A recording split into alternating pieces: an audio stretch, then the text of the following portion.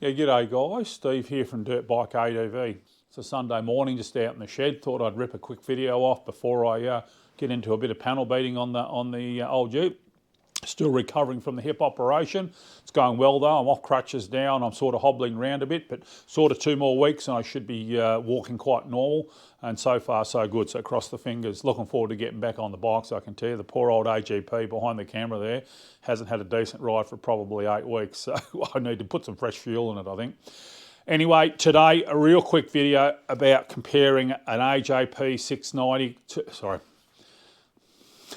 an AJP PR7 to a KTM 690. A chap called Greg Villabos, I think his name is, in England, did a comparison of the 690 and the AJP. So have a look for that if you're looking for more information. But it's quite a long video, and I'm not aiming to have a long video like that. So I'm going to start the video by naming the key features of the two bikes, and so after that, if you want to bail out, you can. But yeah, certainly hang around if you want to hear some more information. So essentially, KTM say that they're ready to race, and the KTM 690 is much more that way inclined. So it is ready to race. The way you stand and sit on the bike, the engine characteristics, super powerful engine, revs to the sky, got plenty of low down. But mainly it's got a lot of mid power and high end power. It really revs out. It's a high tech bike with lots of gears to go, traction controls, all that sort of stuff. But you do need to go, if you're going to use it for touring, then you need to put a radar tower or something similar, a navigation tablet, probably extend the fuel range with a radar tank in the airbox, and obviously a rear rack. And the exhaust is a little bit of an issue with the catalytic converter in, so you might want to put a wings exhaust on it and possibly improve the seat. But again, a high-tech package, lots of power, 690 cc's, and literally firm suspension and ready to race. I'm going to say with the AJP PR7, it's ready to cruise. That's the way I'm going to describe it. It's much more of a slower revving, longer stroking, luggable engine. So you choose. This is the idea of this comparison. You might like the high revving, powerful engines, or you might like the luggable engines. Again, no technology at all, nothing. No ABS, no quartering, no quick shit, nothing. Just nothing at all. So very simple bike. The only thing you really need to do to use it as a touring bike is put a rear rack. It comes with a tablet tower, all that sort of stuff. So that's pretty simple, and away you go. And so the AJP, as a result, is, with no technology and all that, is a lot simpler to work on. So that's basically the key differences. You can basically quit out of the video now if you like, and you can make your decisions based on that. But we'll continue on, and basically I'm going to qualify where I sit with regards to adventure bikes and touring bikes. As far as I'm concerned, once you get above about 180, 190 kilos, they are touring bikes. I can't pick up a 200 kilo plus bike by myself, so you have to start riding with people that are going to bail you out, get the bike off your leg, and so forth. So yeah, it's to me, that's the cutoff, about 190, certainly at worst 200 kilos. So the T7s, the Touaregs, all the BMWs, of course, the 790s, the 890s, all those bikes I consider to be touring bikes, okay? I like to ride by myself. I like to be able to pick the bike up by myself. With the AJP and the 690, with full of camping gear, I could still pick them up quite comfortably, no problems at all. So that's really important to me, and I feel like I've got half a chance of getting that bike off my leg if I drop it onto my leg in some sand or something along those lines. So that's, to me, the critical thing. Just to give you a bit of an idea, the PR7 is about, and the 690 are basically the same, with about 300 k's of range, so enough fuel for 300 k's. They come up around about the high 160s, low 170s, I think, from memory. I have done videos on this and weighed them both, so if you want to have a look, just go back through the channel and you can see the accurate numbers. I've got a commercial scale here, so I can do it quite accurately. And if you want to get the, say, a 690-701 like my mate Brendan, and you want to set it up for touring, like he's got 28 ranges of tanks, he's got tablets, he's got all the gear, he's got the race gearbox in it, they creep up into the low 180s, so, and that's got pannier racks on it and everything, so that's more of a touring setup. But 28 litres of juice, you could drive halfway across Australia with that fuel range sort of thing. So yeah, they creep up to about the 180. So both of these bikes, the 690 and the AJP, are well back in that range.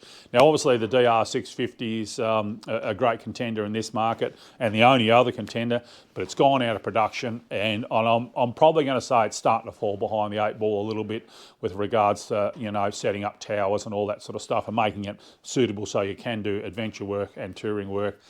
It's probably fallen off the back now for me as far as I'm concerned, since it's gone out of production. So what are the key differences between these two adventure bikes? As I said at the start of the video, if you look at the 690, it is ready to race. It's more of an aggressive stance. It's got a harder seat. When you stand up on the bike, you tend to be over the handlebars a little bit more, just a touch, not a lot. And again, put a handlebar riser in, you can sort of change the ergonomics a bit, a lower seat, whatever. Whereas the AJP is more of an upright stance and an upright seating position. So just that little bit more, I'm going to call it BMW style, where you're sort of sitting in the touring mode. Whereas, and again, it probably comes down to ready to race and ready to cruise. The KTM is definitely ready to race, and that's how they market themselves. The suspension, likewise, is very firm in the KTM, and again, ready to race, ready to be pushed hard and ridden fast. Conversely, the AJP, very soft and plush, very nice over corrugations, just smooths the corrugations out, handles all that very well, but of course you can find its limits if you really push the bike hard. The engine on the 690, 2 spark plugs, high-tech, traction control, quick shifters, ABS, lean sensors, all the stuff on the KTM. Super high revving, as I was pertained to before, much more, a little bit more powerful than, a fair bit more powerful than the AJP, I'd say.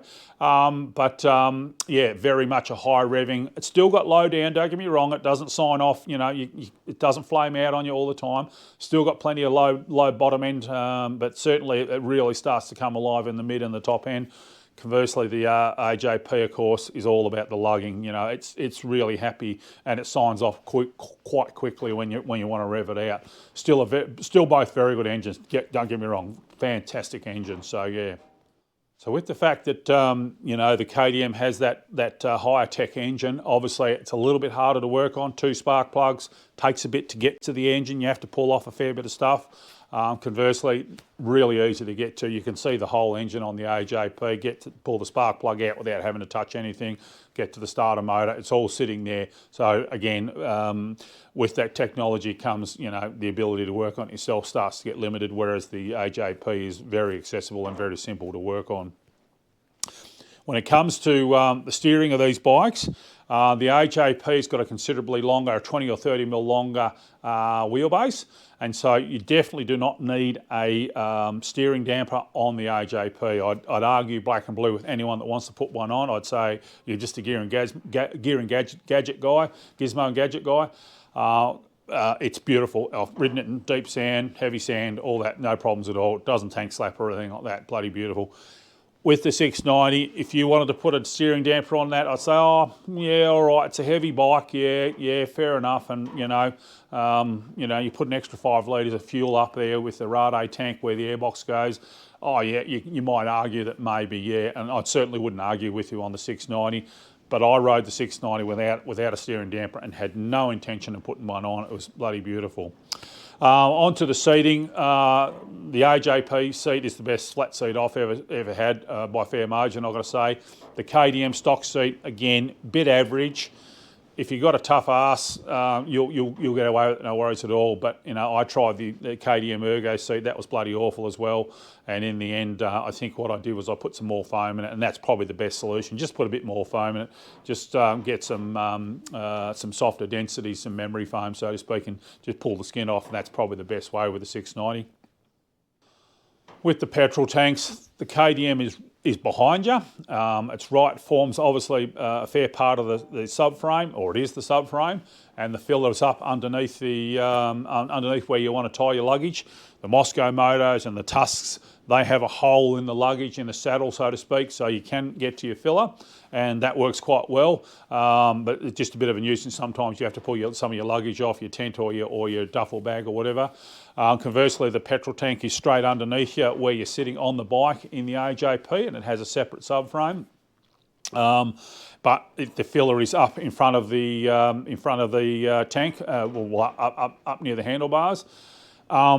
Which can be just as painful because often you'll have your tank bag there. So I just unclip the 2 clips from my tank bag. It's not a big disaster, but one of the keys with the AJP is that it's got a filler neck, so a snorkel running down to the tank. So it's quite slow to fill. You just have to go very slow and hold your Bowser handle on it, sort of half pressure, you know, and it does take a while to fill it up. So yeah, and obviously with the KTM, you might end up putting the 5 or 6 litre Rade tank up there, and you've got another filler up there as well near your key. So you've got to fill both tanks with the KTM, but KTM's about 13 litres, and if you put the 5 litre Rade tank, you get 18 litres, whereas the AJP is about 17 and a half litres straight up, so yeah. And then probably the last thing I'd probably bring up on these bikes is the style of the bike and the plastic. So they're both skinny bikes. When you sit on them, they've got that dirt bike feel about them. You jump on a Norden 901 and it's big wide tank, a T7 World Raid, Touareg. They're all big wide banana bikes with the tanks up high, whereas these bikes, there's no tank up in front of you, so it's all very low and it's all very skinny. You can ride them like a dirt bike. Both these bikes are the same. But also too, the plastics are all polyethylene plastics, so they're softer plastics. So if you drop the bike, you don't break the plastics. They can gouge them. You can break them, but it takes a fair hit.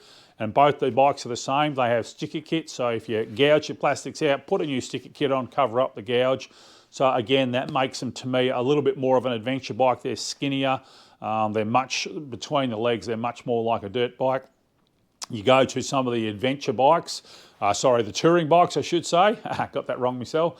And you get into the ABS plastics. Even the MT450 from CF Moto, all ABS plastics, so hard plastics, so they can make them really shiny and look really nice, and they can do the logos imprinted into them. But you drop those bikes, and all the bikes, the 790s and the BMWs and the Touaregs and all those bikes, all ABS plastics, you drop those and you see the plastics shatter, and you have to end up buying replacement parts. So again, that skinnier bike makes it more like a dirt bike, and the softer sort of polyethylene plastics again makes it more like a dirt bike for these 2 bikes, and so that's why I call them adventure bikes. So anyway, am I going back to a 690? Would I go back to a 690? If this one blew up, AJP stopped production, went out of business or something like that, absolutely I'd go back to a 690, no problems at all. But the AJP is closer to the mark and a fair bit closer to the mark with what I require. I love a simple bike. I don't want ABS. I don't want traction control. I don't want quick shifters. Don't want any of the technology. I like a simple bike that hopefully I can fix on the side of the road. And so yeah, the AJP is well and truly staying in the stable for me. But anyway, guys, that's my thoughts, my personal opinions, guys. I'm no expert. I've only been riding bikes for 10 years now. Had a Tenere before that and did a lap of the east coast of Australia. But yeah, I'm no expert by any stretch of the imagination. Haven't been riding bikes all the time, all my life, so to speak. So yeah, so take what I say with a grain of salt, and yeah, just with some personal experience with both bikes. And go check the specs out yourself and do the research like I always do. And yeah, let's just see where you end up. Anyway, guys, thanks for watching.